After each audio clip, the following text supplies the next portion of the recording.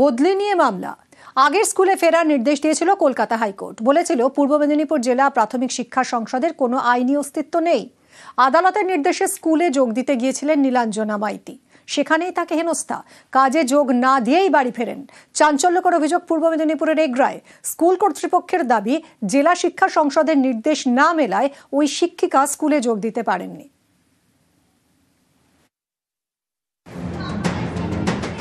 একটা সময় এই স্কুলে চাকরি করতেন নীলাঞ্জনা মাইতি। এরপর দুবার বদলির নির্দেশ, এর বিরুদ্ধে হাইকোর্টে মামলা। আদালতের নির্দেশে নিজের পুরনো স্কুলে চাকরিতে যোগ দিতে গিয়েছিলেন। অভিযোগ, পূর্ব মেদিনীপুরে এগরায় সেই প্রাইমারি স্কুলে তাকে হেনস্থা করা হয়, প্রায় 4 ঘন্টা বসিয়ে রাখা হয়।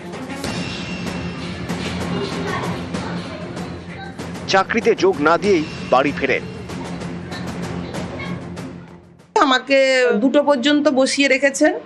তারপর উনি বললেন যে আপনি যে কাগজপত্রগুলো নিয়ে এসছেন ওই কাগজপত্রগুলো আমাকে জমা দিন। তখন আমি সমস্ত আমার যে আবেদনপত্র এবং কোর্টের যত ডকুমেন্টস ছিল সব কিছু দিয়ে ওনার কাছ থেকে আমি রিসিভ করিয়ে নিয়ে এসেছি। এগরা পুরসভা এলাকার বাসিন্দা নীলাঞ্জনা মাইতি 2014 সালে এগরা চাটলা প্রাইমারি স্কুলে চাকরিতে যোগ দেন। 2017 সালে বাড়ির কাছে কসবা শীতলা প্রাইমারি স্কুলে বদলি। এবছরের শুরুতেই বিপত্তি। নীলাঞ্জনা মাইতিকে এগরা স্বর্ণময়ী প্রাইমারি স্কুলে বদল করা হয়। সেই স্কুলে তিনি যোগ দেননি। পরে এগরারই জগন্নাথপুর প্রাইমারি স্কুলে বদলি, সেখানেও তিনি যোগ দেননি। এবছরে মার্চ থেকে ছুটিতে চলে যান নীলাঞ্জনা। বদলির নির্দেশ চ্যালেঞ্জ করে কলকাতা হাইকোর্টের দ্বারস্থ হন। বিচারপতি রাজস্বী ভরদ্বাজ বলেন, পূর্ব মেদিনীপুর জেলা প্রাথমিক শিক্ষা সংসদের আইনি অস্তিত্বই নেই। 2015 সালের পর থেকে তাদের কোনো বৈধতা নেই, তাই তাদের পদক্ষেপের কোনো মান্যতা নেই। বদলি সহ অন্য পদক্ষেপ অবৈধ। নীলাঞ্জনা মাইতিকে নিজের আগের স্কুল অর্থাৎ কসবা শীতলা প্রাইমারি স্কুলে যোগ দেওয়ার নির্দেশ দেয় হাইকোর্ট। সেই মতো কাজে যোগ দিতে গিয়েছিলেন শিক্ষিকা। সেখানেই তাকে দীর্ঘক্ষণ বসিয়ে রাখা হয় বলে অভিযোগ। এমনকি কাজে যোগ না দিয়ে বাড়ি ফেরেন। হাইকোর্ট অর্ডার, এটাকে কেউ অমান্য করতে পারবে না, জয়েন করবেন। তবে ঊর্ধ্বতন কর্তৃপক্ষ একটু সময় চেয়েছেন। এগরা থেকে পঙ্কজ দাশরথী, নিউজ 18 বাংলা। ফের ভূমিকম্পে কেঁপে উঠল রাশিয়া। রাশিয়ার কামচাটকায় তীব্র কম্পন। ভূমিকম্পের উৎসস্থল মাটি থেকে 10 কিলোমিটার গভীরে। রিক্টার স্কেলে কম্পনের মাত্রা 7.8। সুনামি সতর্কতা জারি হয়েছে। রাশিয়ার কামচাটকায় আবারও তীব্র কম্পন।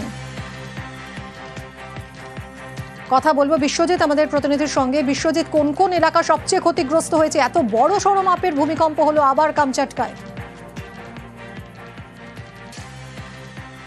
বিশ্বজিৎ,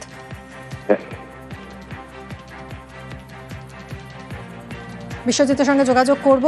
আরো একবার জানাই আপনাদের, রাশিয়ায় কামচাটকা ফের ভূমিকম্পে কেঁপে উঠল। তীব্র কম্পন অনুভূত হয়েছে। ভূমিকম্পের উৎসস্থল মাটি থেকে 10 কিলোমিটার গভীরে।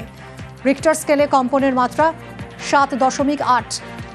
বিশ্বজিৎ, কোথায় কোথায় কম্পন সবচেয়ে বেশি অনুভূত হলো? ক্ষয়ক্ষতির কিছু জানা যাচ্ছে? কতটা ক্ষয়ক্ষতি হলো? দেখো, এখনো পর্যন্ত ক্ষয়ক্ষতি সেরকম জানা যায়নি। তবে 7.8 প্রথম যে ভূমিকম্প হয়েছে রিক্টার স্কেলে, তার মাত্রা হয়েছে 7.8। এটা একদম কামচাটা ইস্ট কোস্ট এলাকায়, অর্থাৎ পূর্ব উপকূলে এই যে ভূমিকম্প, এবং তারপর পরপর ভূমিকম্প হয়েছে, অর্থাৎ আফটার শক। প্রায় 7.8 এর পর 5.9 এবং তারপর 5.4, 5.3 এবং সর্বশেষ যেটি হয়েছে সেটিও 5.6। অর্থাৎ প্রথমবার ভূমিকম্প যেটাতে সুনামির সতর্কবার্তা রয়েছে, এবং তারপর থেকে পরপর আফটার শক হয়েছে আরো 4টে, অর্থাৎ মোট 5 বার কেঁপে উঠেছে। আর এই স্বাভাবিকভাবেই এই যে কম্পন হয়েছে সেটি একেবারে মাটির থেকে 20 কিলোমিটার গভীরে হয়েছে, এবং এই ভূমিকম্প 7.8 মানে একটা বেশ জোরালো ভূমিকম্প, এবং তার ফলে ক্ষয়ক্ষতির অবশ্যই ক্ষয়ক্ষতি হবে, এবং সেই হিসাব আসবে আস্তে আস্তে, সেই খবর যতটাই পাওয়া যাবে। কিন্তু শুধুমাত্র একবার ভূমিকম্প হয়ে সুনামির সতর্কবার্তা রয়েছে তা নয়, তারপর পরপর আফটার শক হয়েছে আরো 4 বার।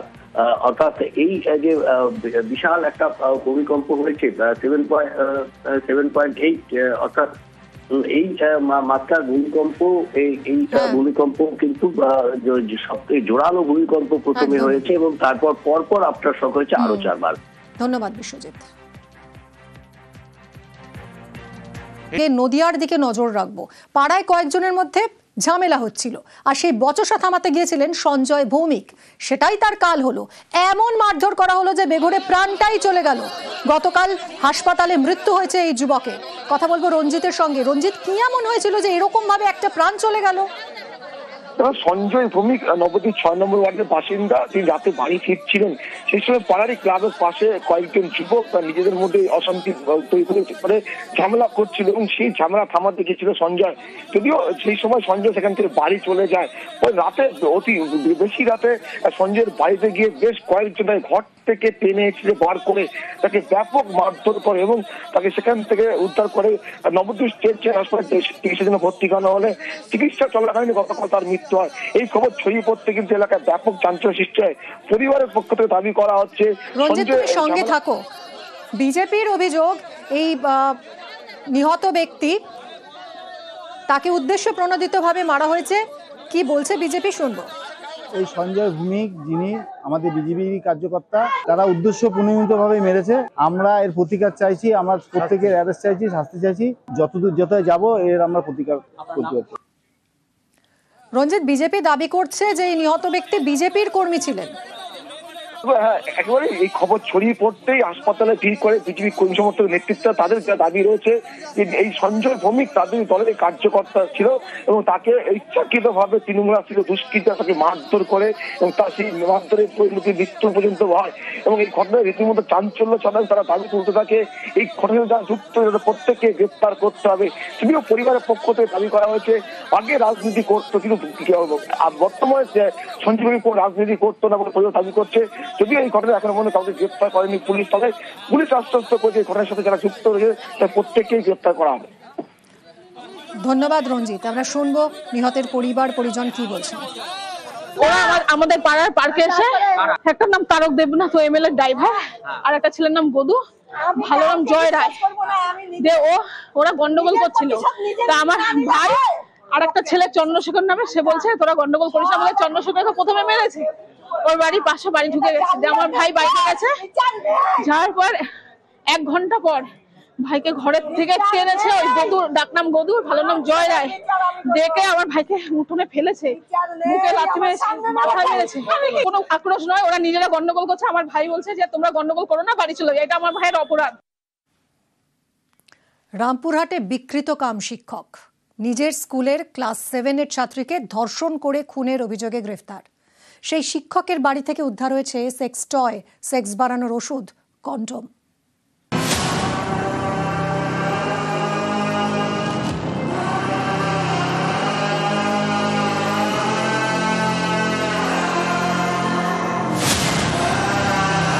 ক্লাস 7-এর আদিবাসী ছাত্রীকে ঘরে আটকে রেখে ধর্ষণ, এরপর দেহ টুকরো টুকরো করে সেচ খালে। বীরভূমের রামপুরহাটের শিক্ষকের বিরুদ্ধে চাঞ্চল্যকর অভিযোগ। নিহত ছাত্রীর স্কুলের শিক্ষক মনোজ কুমার পালকে মঙ্গলবার গ্রেপ্তার করে পুলিশ। তার বিকৃতকামে তথ্য প্রমাণ এবার তদন্তকারীদের হাতে। মনোজ কুমার পালের বাড়ি পুরুলিয়ায়। রামপুরহাটের স্কুলে পড়াতো, তাই সেখানেই ভাড়া বাড়িতে থাকতো। সেই বাড়ি থেকে উদ্ধার হয়েছে সেক্স টয়, কন্ডম, সেক্স বাড়ানোর ওষুধ, ভাইব্রেটর। গ্রেপ্তার হওয়া শিক্ষকের ওখান থেকে সেক্স টয়, তারপরে sex vibrator machine, sex gel, এই সব সামগ্রী নাকি পাওয়া গেছে।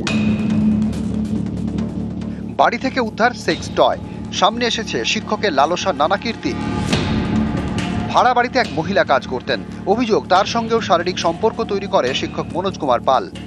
ছেলেমেয়ের পড়াশোনার সূত্রে রামপুরহাটে থাকি, সেই হিসেবে ঘরটা ফাঁকা ছিল বলে আমি ওকে ভাড়াটা দিয়েছি। ভেতরে ও কি করতে না করতে আজ পর্যন্ত পাড়ার লোক বা আমরা কেউ অজানা আমাদেরকে। ও যে একটা শিক্ষক হয়ে ওই স্কুলের ছাত্রীকে সঙ্গে এরকম ব্যবহার করবে, সেটা আমরাও খুব দুঃখজনক ঘটনা, খুব মর্মান্তিক।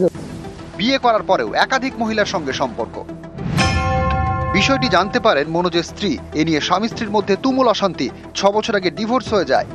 এই শিক্ষক মনোজ পালের আর কি কি কীর্তি রয়েছে সেসব জানার চেষ্টা করছে রামপুরহাট থানার পুলিশ। বীরভূম থেকে অক্ষয় ধীবর, নিউজ 18 বাংলা।